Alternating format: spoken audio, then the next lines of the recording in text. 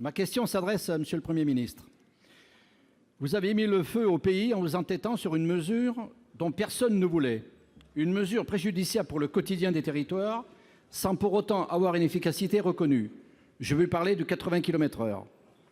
Après 6 mois d'application, rien ne permet toujours d'affirmer que la limitation à 80 a réduit le nombre de tués sur les routes. Les chiffres parlent d'eux-mêmes.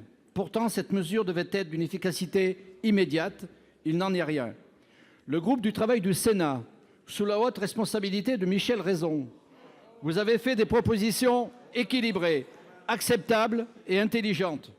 Cibler l'instauration du 80 km/h sur les tronçons accidentogènes, et cela au plus près des territoires, par décision du président du département et du préfet, et conserver le 90 km/h pour le reste du réseau routier départemental. Et surtout, ne nous taxez pas d'irresponsables.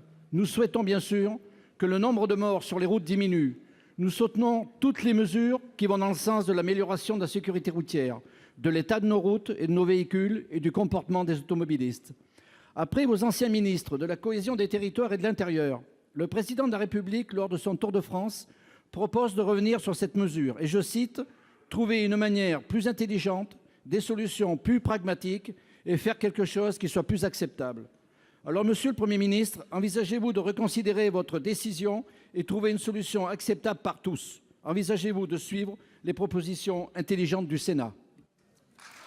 Pour vous répondre, la parole est au secrétaire d'État auprès du ministre de l'Intérieur, Monsieur Laurent Nunez. Vous avez la parole. Monsieur le Président, Mesdames et Messieurs les sénateurs, Monsieur le Sénateur, vous avez souligné effectivement que la question donc, de la limitation à 80 km/h sur le réseau secondaire serait donc au cœur du grand débat qui est en cours. C'est une question importante, vous le soulignez, pour nos concitoyens, tant elle touche aux déplacements, aux mobilités, pour ceux notamment qui vivent en zone rurale et qui parcourent les 400 000 km de notre réseau secondaire. Ce débat, donc, il va s'ouvrir avec cette thématique importante, certes de la mobilité, mais aussi de la lutte contre l'insécurité routière, qui reste une préoccupation forte et un axe fort de la politique de ce gouvernement. Dans ce débat, il faudra avoir 3 choses en tête. La première, et vous nous interrogez sur l'efficacité de la mesure, il convient bien évidemment d'être prudent, mais selon les premiers chiffres provisoires dont nous disposons, sur ce réseau secondaire, entre le 1er juillet 2018 et le 31 décembre 2018, le nombre de morts a baissé de 13% par rapport à l'année 2017.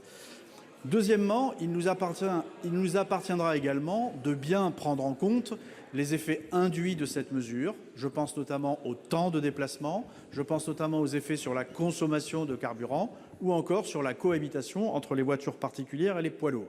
Et nous avons demandé d'ailleurs, pour nourrir ce débat, à la délégation ministérielle à la sécurité routière, une étude sur ce point qui sera bien sûr rendue publique. Et puis il conviendra également, 3e point, de prendre en compte la question de la responsabilité également des gestionnaires de voirie, car remonter la vitesse sur un axe, si telle devait être la décision prise en tout ou partie, c'est accepter aussi d'y voir, le cas échéant, l'accidentabilité augmenter à nouveau. Et à cet égard, bien évidemment, et je crois que c'est ce que vous souhaitez, l'avis des présidents de conseil départemental sera précieux.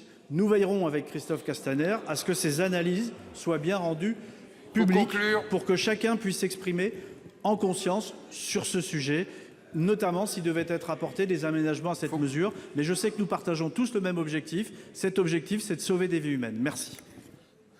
Monsieur Boyer. Je regrette, Monsieur le Premier ministre, que vous n'ayez pas répondu à ma question, car c'est une mesure que vous avez imposée.